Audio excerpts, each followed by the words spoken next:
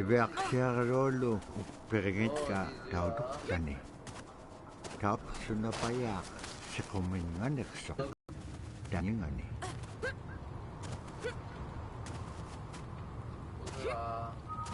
要用人呢，救命啊！谁的我？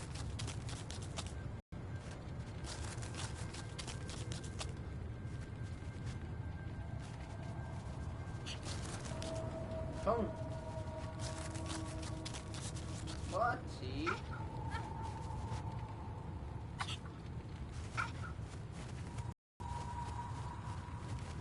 不是吧？不是吧？还我啊！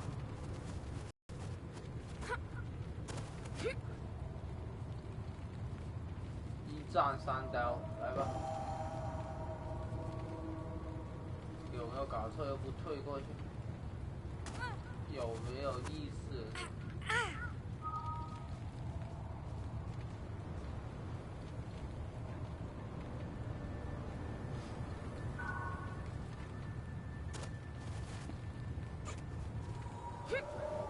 这叫扒手。Agulan qaqarauqqullingat sagubingaitsit. 奇怪的东西。Immenyaurut sagubigimiut samanga nunamin. Pakaguhting nunaqqimin. 算了，我站起来说舒服。Very good。床上面。好，咦，我死了？没有。哇，这个是飞跳，好厉害啊！这个。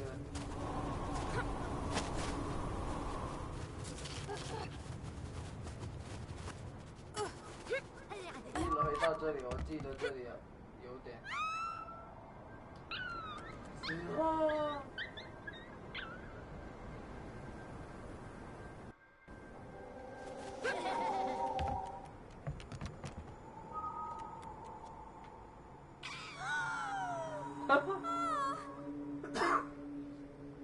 死了，小狗死了。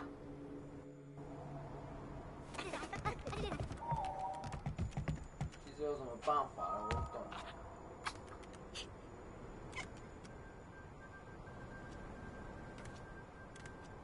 OK， 有什么用呢？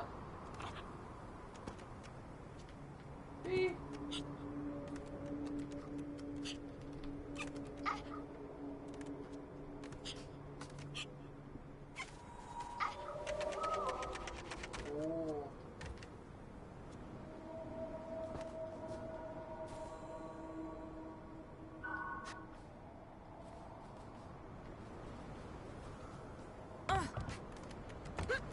？Haikuin tutiin uqallaktoq iñugungaruaq uppik.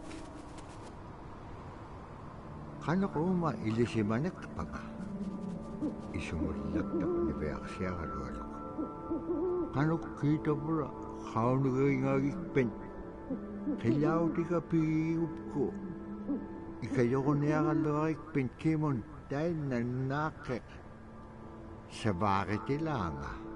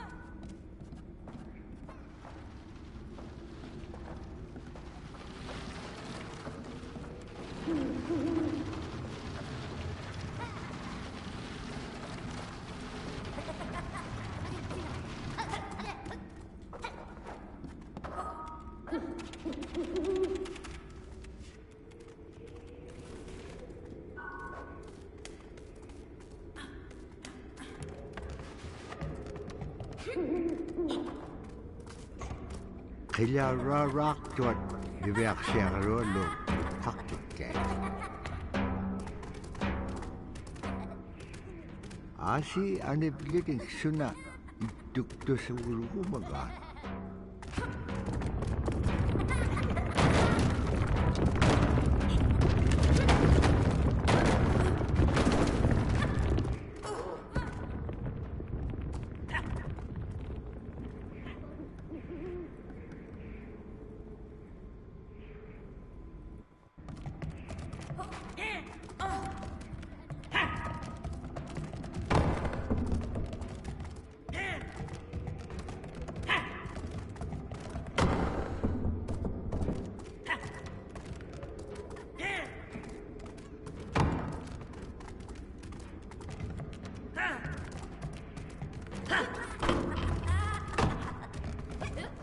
Ka upio kailaw tinga.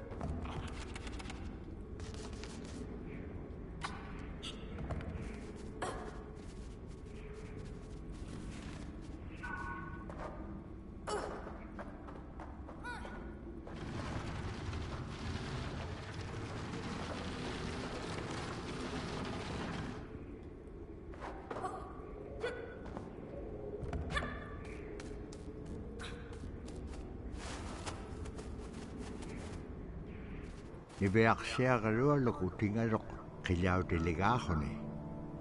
Upik ko bea chapaluga rok. Asi tabura pibi tagaliw di pea langaga ibeak siya rolo. Dahil nahone ay chudi hirakanga rok. Upik ukalak rok. Ubaw na kao nagingagiga iliginun bigit kumulugo.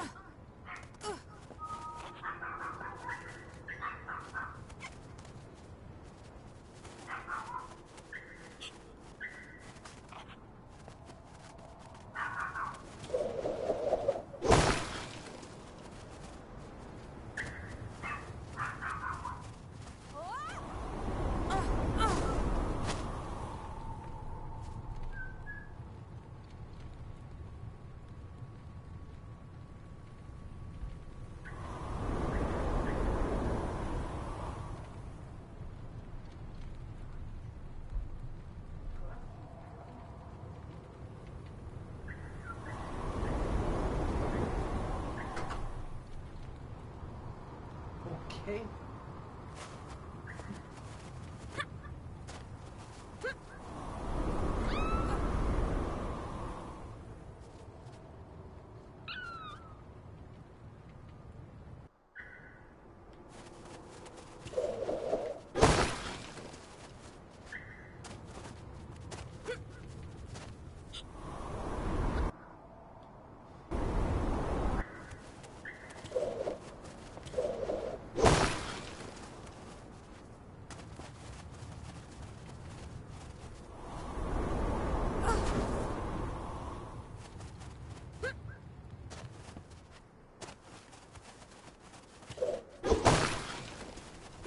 Dobra tayo na igilikhotik.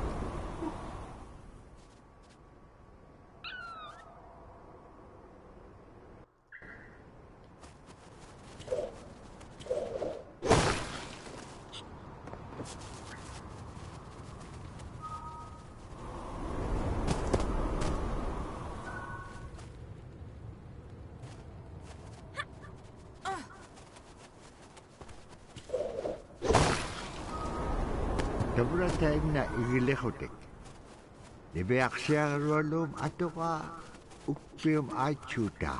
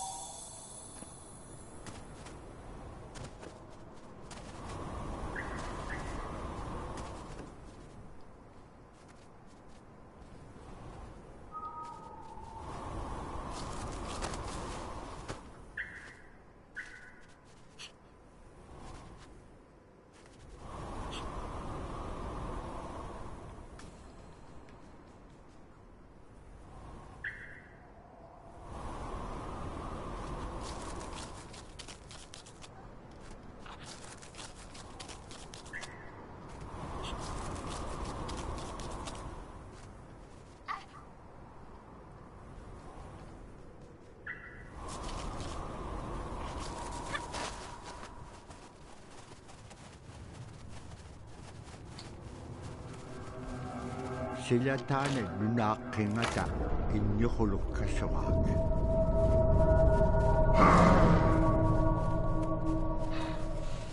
Иннюқулуум таутукамиу нутқақугаа. Агалааннивиақсиаралуалук саперинарсималу.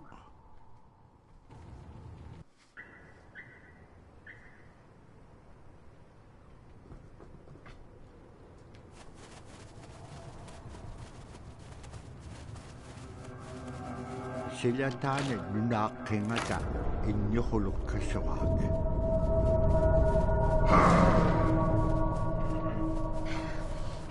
Иннюқулуум таутукамиу нутқақугаа. Агалааннивиақсиаралуалук саперинарсималу.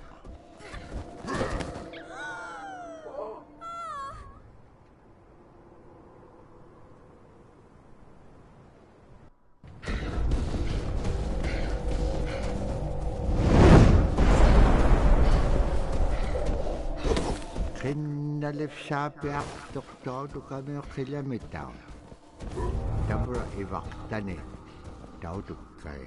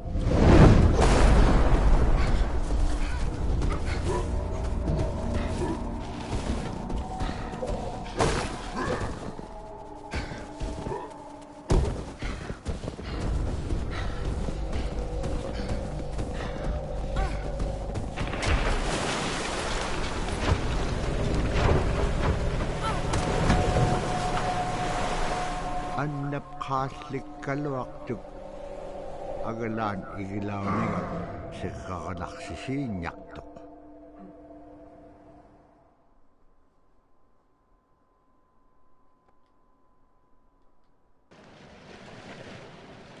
Malaruguni uvluguni uisaavlutik.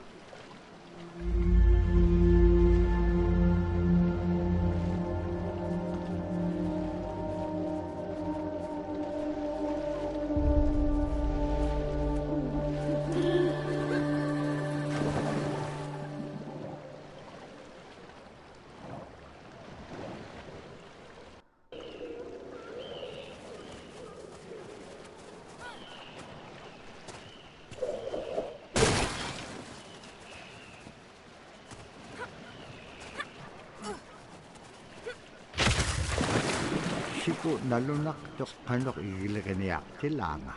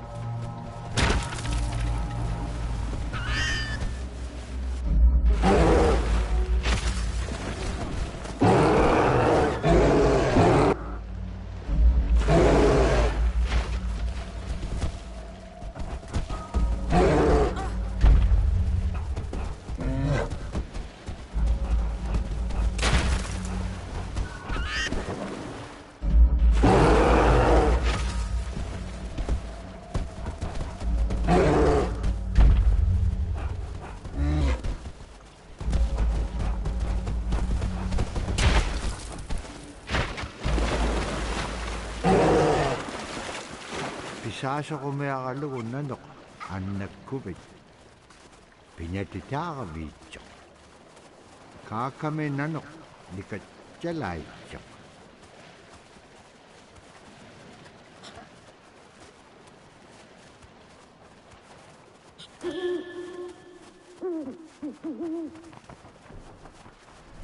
agalaan tamannannuna allaut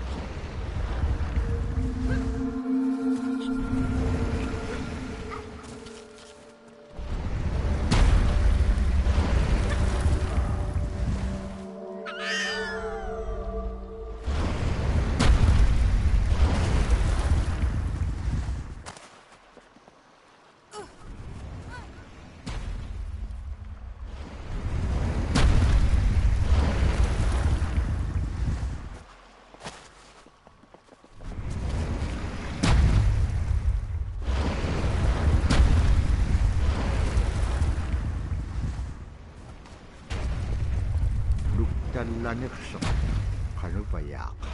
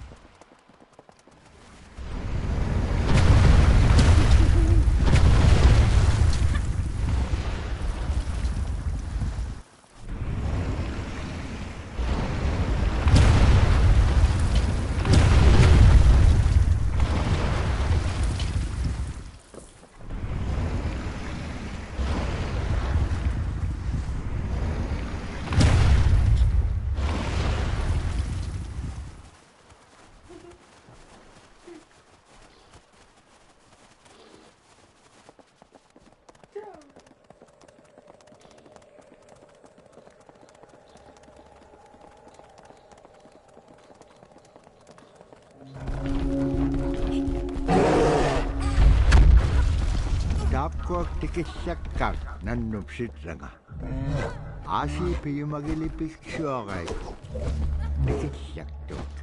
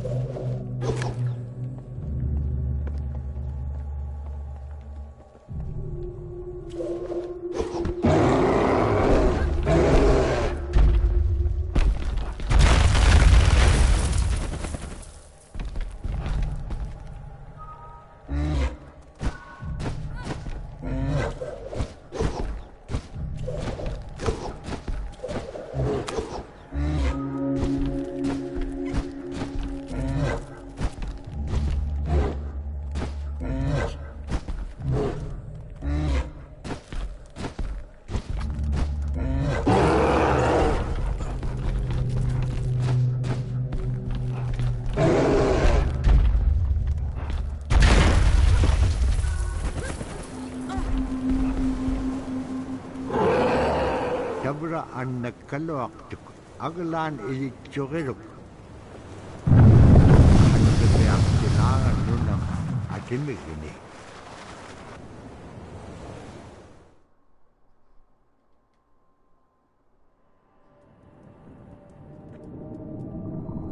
Niveaqsiaqalualugulu tiriganniaqalu imaaqtuk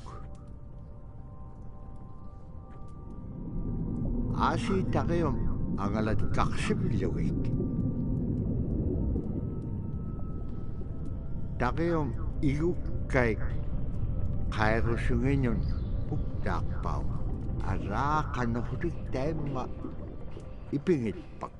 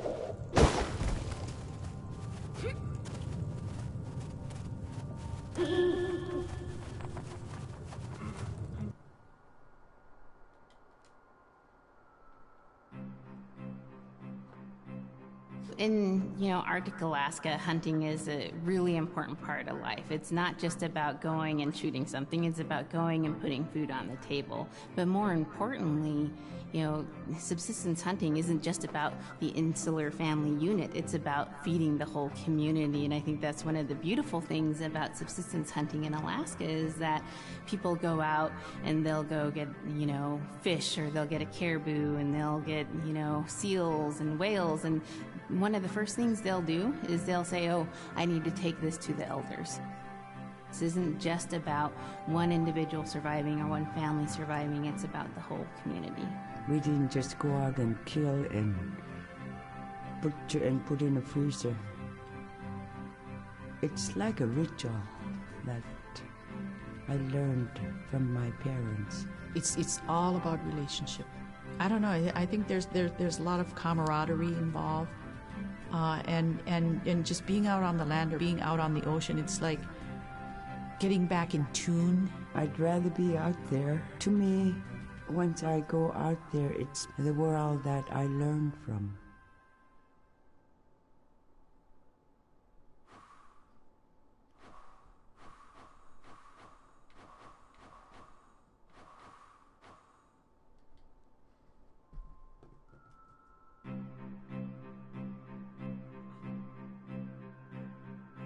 One of the things I think a lot of people need to understand is we aren't a museum piece.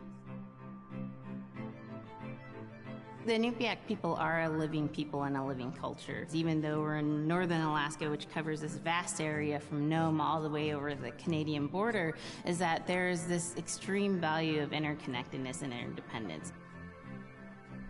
It's a hunting society, a gathering society from thousands of years. This is what creates our culture. That special relationship between humans and the natural world and the animals, and that it teaches you how to have a society that doesn't do too much harm to the world. Love and respect. for nature, for one another, for our elders. Very, very fundamental value, key to life.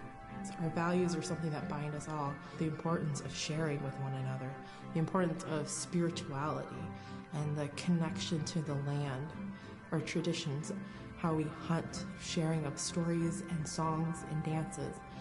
I'm Inupiaq. I'm from the Arctic Ocean. I am Inupiaq. It's very important to me. It's who I am as a person. And we're very proud of who we are, and we want to continue that.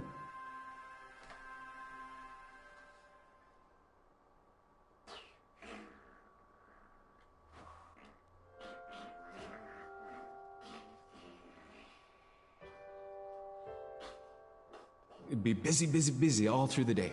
You get up and you just go right to work, right to work. There was always something to do. There was never any idle time. The only idle time we had was after we eat and before we go to bed. One of the older people would be relaxing, laying down there and saying, it'd be really nice to hear a story. And then just organically, someone would just start telling the story. Storytelling for the Inupiaq people is very important because it not only created that sense of community, but is a way to pass on wisdom to the next generation. It was like TV, It was just like, it was as good as any movie you've ever seen. And the storyteller told it so clearly that it was just as powerful as any of the greatest movie blockbusters you've ever seen. There was a reason behind the stories that we were told because they held traditional knowledge. They held things that we might need to know in life, whether it was about how to find food or how to survive, or it was about well-being and the importance of connecting with people and being a good member of the community. We all do stories. We all live in stories. We all tell stories to our friends. And they need to be told. They need to be heard.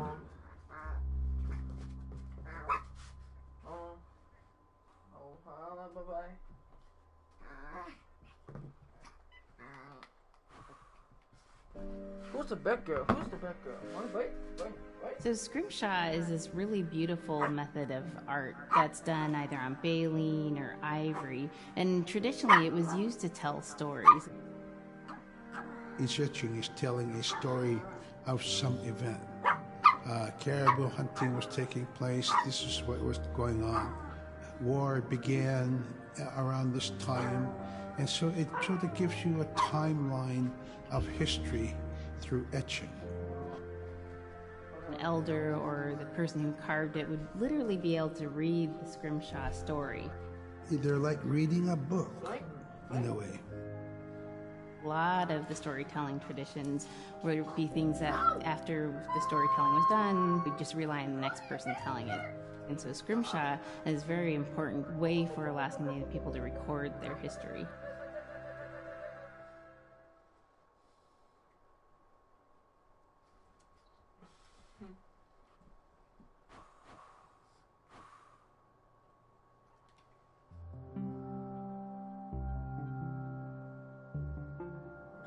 When I was growing up, my grandpa had a pet white fox. If you're a good friend with a fox, when there's danger abound, they try to keep you from getting into trouble. They pull tricks here and there, and foxes are like spoiled little kids in a way. When you let her out, she'd go prancing out in the snow, jumping in the air. I know she was happy then. Come running at me and jump on my chest, knock me backwards, lick my face, and I try not to let it. So that was my memory of my grandpa's pet fox.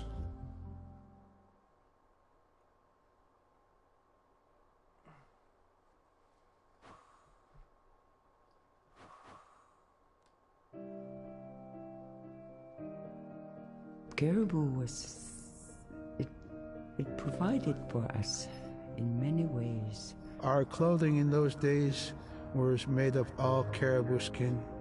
I grew up wearing caribou pants, mittens, caribou skin mattress, blankets. Some people had boots that were made with wolf leggings, sealskin sole bottoms.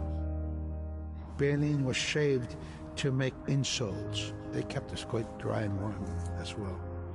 But the caribou skin clothing was the best. We would get as many yearlings as we could for our outer clothing. And for a heavy winter, we would get caribou in February or March because the hair was the longest and the skin was the thickest, and we would use those for our winter gear. With that stuff on, you could sleep outside in 50 below and it wouldn't bother you a bit.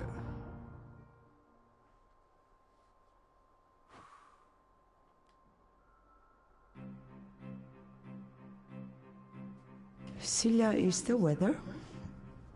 It also means the atmosphere. Here's the nuna, or the land. And it's anything from the land into the moon, the sun, the stars. That's Sila. It's a very spiritual, and we have a relationship with Sila. Sila has a soul in the same way we do as people, in the same way animals do. I think spirit helpers in and of themselves are really about how we're connected with things. And so it may be that there is a spirit helper that shows themselves as a bird to show you the way home, or it may be a spirit helper that actually decides to show themselves with the face and body of a man instead of their animal form.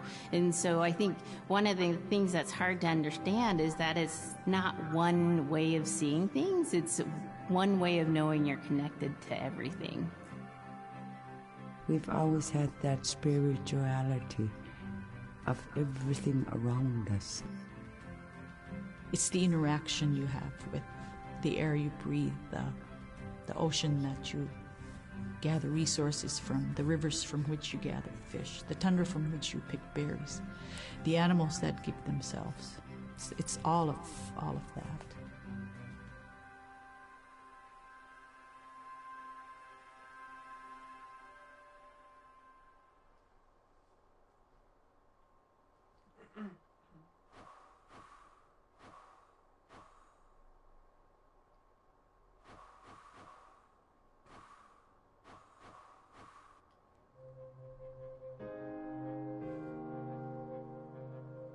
In the winter, when we were traveling, we didn't build sod houses, we built snow houses.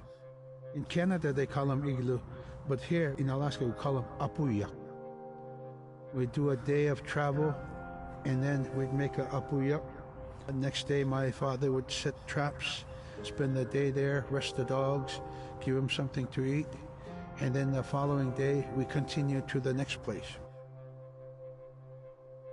We'd go to my dad's sister, who had a house at Dubarok.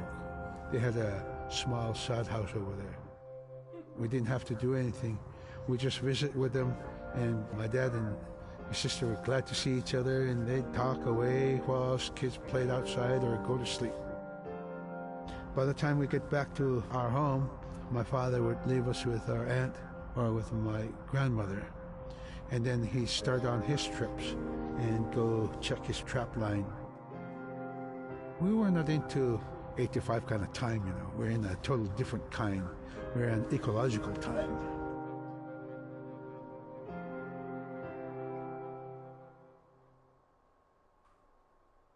Stop.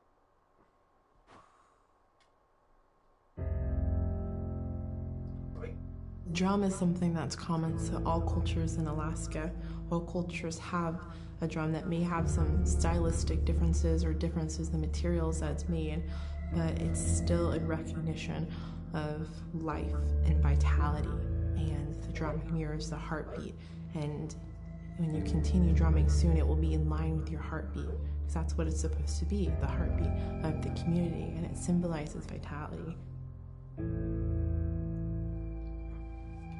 And it's the most tremendous feeling to be in a room and to have one long row of all all the drummers and to have that feeling of unity, everyone beating in harmony, the drum beat in unison, it's the most beautiful feeling. And to know that you're connected, you're on the land that you are connected to. And even if you grew up outside the community, that which is in you comes from this area. And it's the greatest feeling.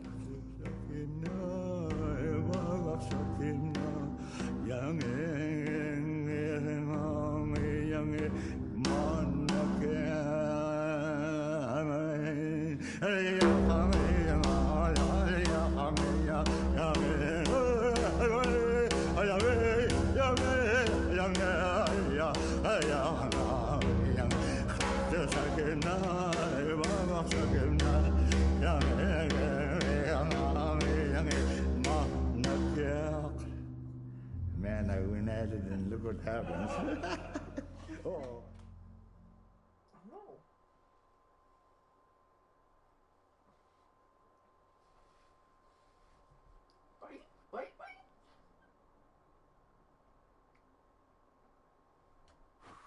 Bye.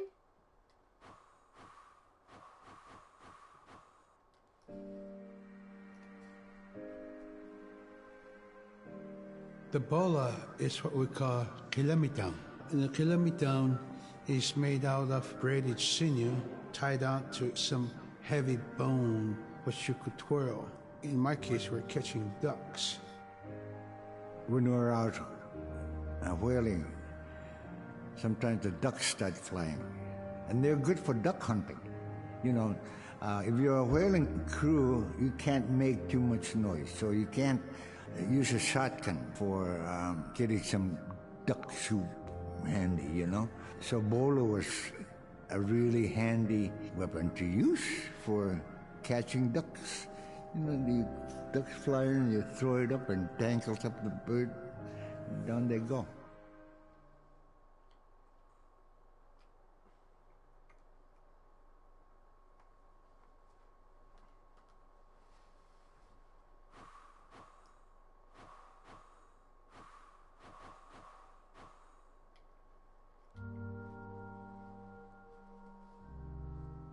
The scaredest I've ever been, I was 12 years old.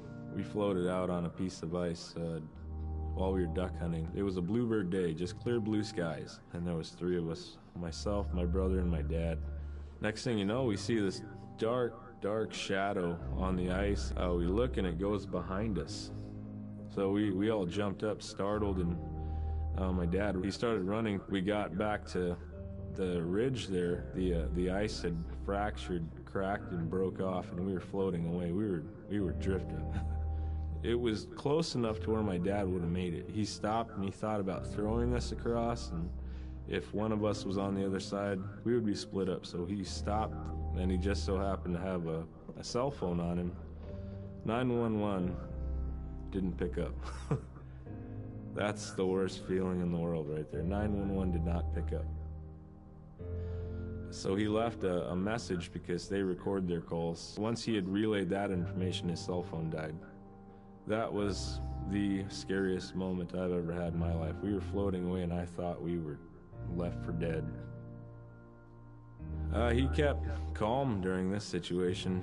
He's bringing out everything positive in this case. You know, I'm crying, my brother's freaking out.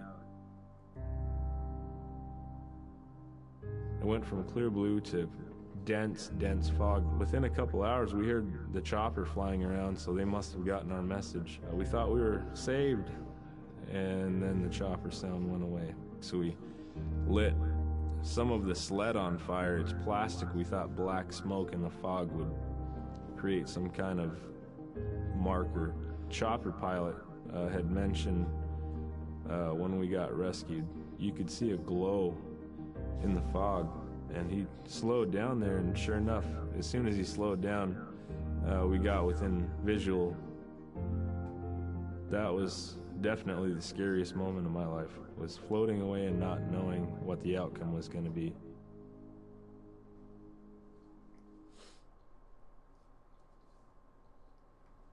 Okay, girl. We're very much aware of the climate change. And it's been for many years, even before climatologists were noticing the change, Inuit were already saying, Sila alangokto. Our climate is changing. If the heat is going the way it is right now, for us it's going to be pretty bad. Different birds are coming, and they're coming earlier, and sometimes rain is more than what we want, because when there's more rain, we know it's going to melt the permafrost. In my time as a young whaler, when I was 9 years old, we're hunting from ice that was about 25 feet thick. And there was giant icebergs already floating, coming by. That was the first signs of a changing climate. Ice that never broke before was now moving. Now, here it is 50 years later, we're hunting whale from ice that's 18 inches thick. There's no more thick ice. It's creating a malfunction in our whaling season is what it is. Actually, more than that, all seasons in general. I think we are more scientists than more people will realize. We have more knowledge of those things than people will ever know.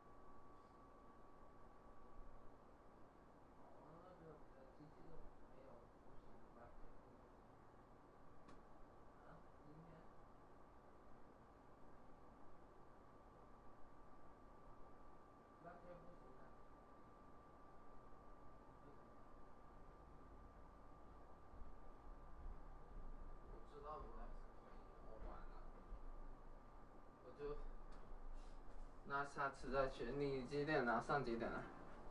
你不上？你几点上？